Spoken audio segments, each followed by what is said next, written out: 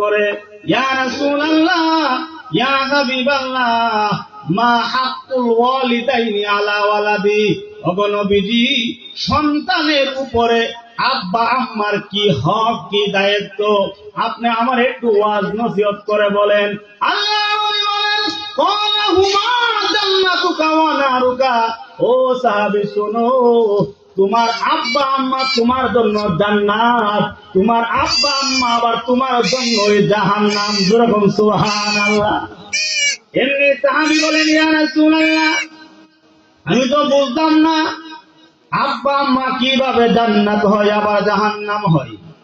এমনি আল্লাহ নবী বলেন, ও সাহাবী শোনো, যেই সন্তানের প্রতি আব্বা এবং আম্মা সন্তুষ্ট থাকে, রাজি আর খুশি থাকে, ওই সন্তানের প্রতি আমার আল্লাহও সন্তুষ্টি থাকে। যেই সন্তানের প্রতি আব্বা এবং আম্মা নারাজ, বেজার, অসন্তুষ্ট, নবীজি বলেন এই সন্তানের প্রতি আমার আল্লাহও নারাজ। এই জন্যে নবীজি বলেন, মা বাবার পায়ের নিচে সন্তানের জান্নাত। এই জান্নাত কামাইতে হইলে আব্বা আম্মার সঙ্গে খারাপ কোন ব্যবহার করা যাবে না, উল্টা পাল্টা করা যাবে না। আব্বা আম্মার সঙ্গে সুন্দর ব্যবহার করতে হবে। ওয়ালা তানহারহুমা,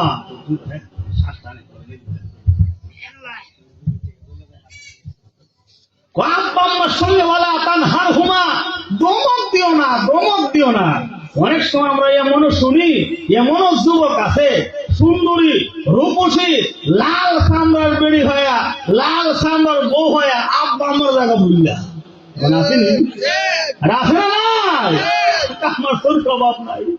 অনেক সমাজের গামছায় যে বলে, শুনো, যদি আব্বা আম্মার মনে কষ্ট দাও, যদি আব্বা আম্মার মনে আঘাত দাও, নামাজ পড়লে নামাজ কাজে আসবে না, কোরআন তেলাওয়াত করলে কোরআন তেলাওয়াত কাজে আসবে না, ইবাদত বন্দেগী করলে একটা ইবাদত বন্দেগীও আল্লাহর দরবারে কষ্টিন কালেও কবুল হবে না, যতক্ষণ পর্যন্ত তোমার উপরে তোমার আব্বা আম্মা সন্তুষ্ট না হবে।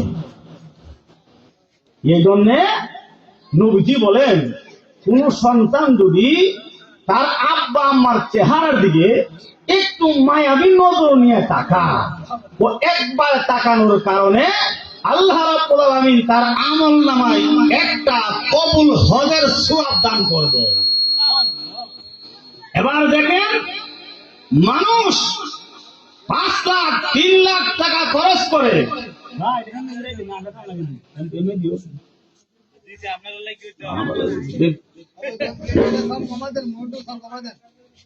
মানুষ 3 লাখ 5 লাখ টাকা খরচ করে হজ করে, কিন্তু কোন মুফতি সাহেব, কোন আলেম, কোন মুহাদ্দিস সাহেব